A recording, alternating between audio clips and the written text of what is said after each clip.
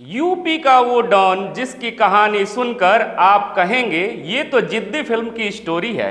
UP के इस don की जिंदगी अपराध की दुनिया में जाने से लेकर एनकाउंटर होने तक सब कुछ काफी हद तक फिल्मी ही लगेगा। साधारण लड़के से डॉन बनने की शुरुआत तो एकदम जिद्दी फिल्म जैसी है। कौन था यूपी का यह डॉन जिससे यूपी और बिहार थर थर कांपता था। चेहरा नहीं बल्कि हथियार AK-47 थी इस डॉन की पहचान। जरायम की दुनिया का शहंशाह कहे जाने वाले इस डॉन ने यूपी के मुख्यमंत्री तक को मारने की ले ली थी सुपारी। पहली बार इस डॉन के आतंक को समाप्त करने के लिए यूपी में STF का गठन हुआ था। आइए जानते हैं साधारण लड़के से डॉन बनने और इनकाउंटर होने तक की कहानी।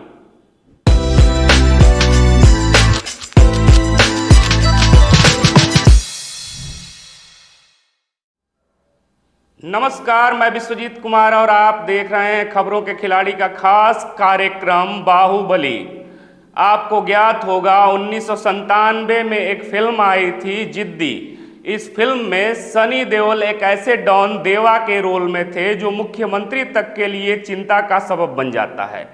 जिद्दी फिल्म में देवा के अपराध की दुनिया में कदम रखने की शुरुआत उसकी बहन के साथ छेड़छाड़ से होती है।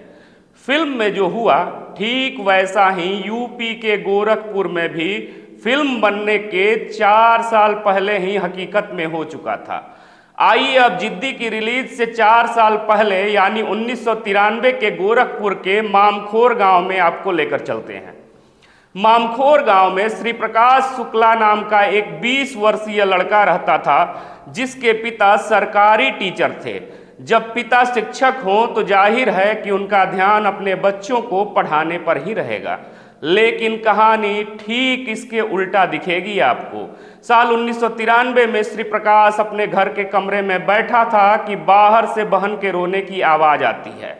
बहन रोते हुए पिता और मां से बता रही थी कि राकेश तिवारी नाम के आदमी ने सरेआम सड़क पर उसके साथ बदतमीजी की, उसके साथ छेड़छाड़ की।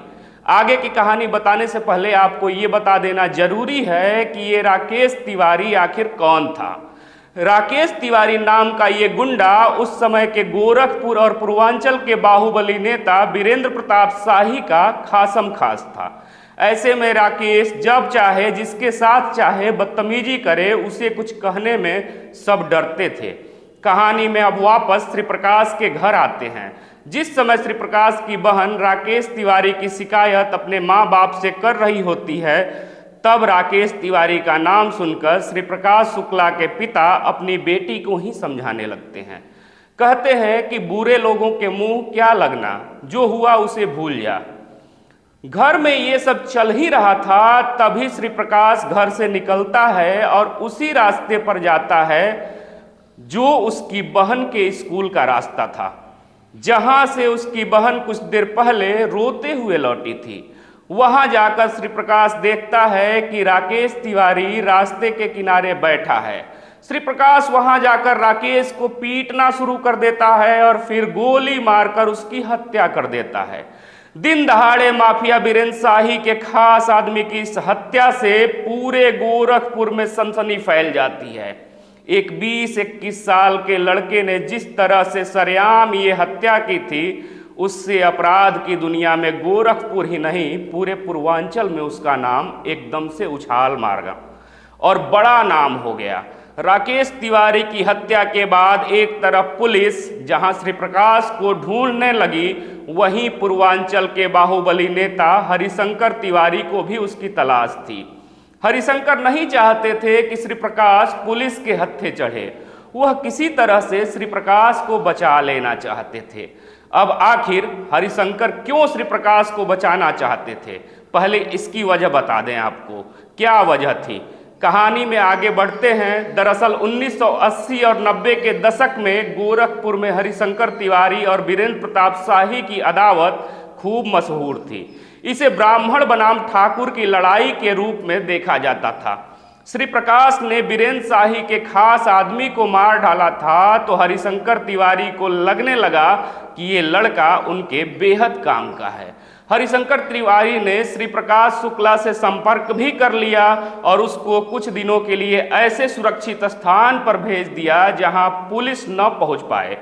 मामला ठंडा होने के कुछ महीने बाद जब श्री प्रकाश लौटता है तब श्री प्रकाश एकदम ही बेलगाम हो चुका होता है। उसने दिन दहाड़े अपराध करना शुरू कर दिया। उस समय लगातार हो रही हत्याओं में श्री प्रकाश का नाम ही आने लगा। यहाँ तक कि 1997 में लखनऊ में बीरेन शाही की भी हत्या कर दी जाती है। शाही को मारने का आरोप भी श्री प्रकाश शुक्ला पर लगता है। इस हत्या ने श्री प्रकाश को प्रदेश सरकार की नजरों में भी ला दिया। जरायम की दुनिया में बढ़ते प्रभाव के साथ हरिशंकर तिवारी से भी श्री प्रकाश की कुछ दिनों तक ही बनी, क्योंकि जितनी तेजी से श्री प्रकाश बढ़ रहा था उसे किसी के लिए भी काबू में रखना बहुत ही मुश्किल था। हरिशंकर तिवारी से उसकी अनबन हो गई, जिसके बाद श्री प्रकाश शुक्ला को साथ मिला बिहार के मोकामा माफिया सूरजभान सिंह का। श्री प्रकाश की बिहार में एंट्री हुई तो अपराध का ग्राफ और तेजी से बढ़ने लगा।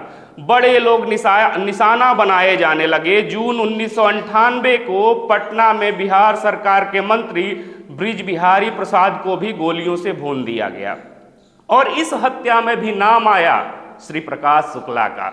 दहशत का दूसरा नाम बन चुके श्री प्रकाश शुक्ला के बारे में एक खबर अखबारों में आई कि उसने सीएम कल्याण सिंह की हत्या की सुपारी 5 करोड़ रुपए में ले ली है। इसमें कितनी सच्चाई थी ये आज तक पता नहीं चल सका, लेकिन इस खबर के बाद यूपी पुलिस ने किसी भी कीमत पर श्री प्रकाश को खत्म करने की ठान ली थी। मई 1998 को UP police ADG Ajay Raj Sharma ने राज्य पुलिस के 50 जवानों की एक स्पेशल टास्क फोर्स अर्थात एसटीएफ बनाई। टीम से कहा गया कि श्री प्रकाश शुक्ला को किसी भी कीमत पर जिंदा या मुर्दा पकड़ना है। 23 सितंबर 1998 को एसटीएफ प्रभारी अरुण कुमार को सूचना मिली कि श्री प्रकाश गाजियाबाद आ रहा है। बता दें कि गाजियाबाद में श्री प्रकाश शुक्ला की प्रेमिका रहती थी, जिससे वो फोन पर लगातार बातें किया करता था। फोन के जरिए ही पुलिस को उसके इस अफेयर के बारे में भी पता चला था।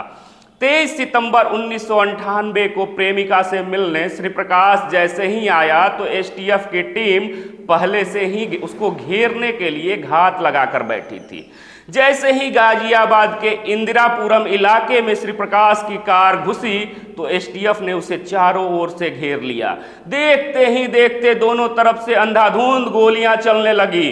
अंधाधुंध गोलियों के बीच इस मुठभेड़ में श्री प्रकाश शुक्ला को गोली लगी और वो मारा गया। श्री प्रकाश की मौत के बाद उस वक्त की यूपी पुलिस और सरकार ने राहत की सांस ली थी। बताया जाता है कि मौत के वक्त श्री प्रकाश महज 25 से 26 साल का था।